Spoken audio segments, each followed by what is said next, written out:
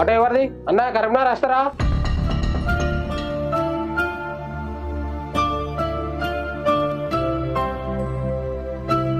ఏమండి, ఒక బుక్ అన్న తినిపోండి.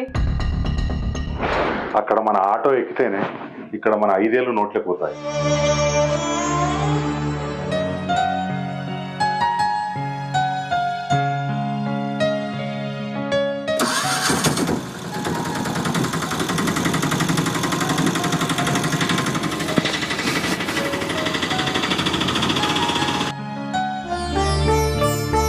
అన్నా ఆటో రెడీ.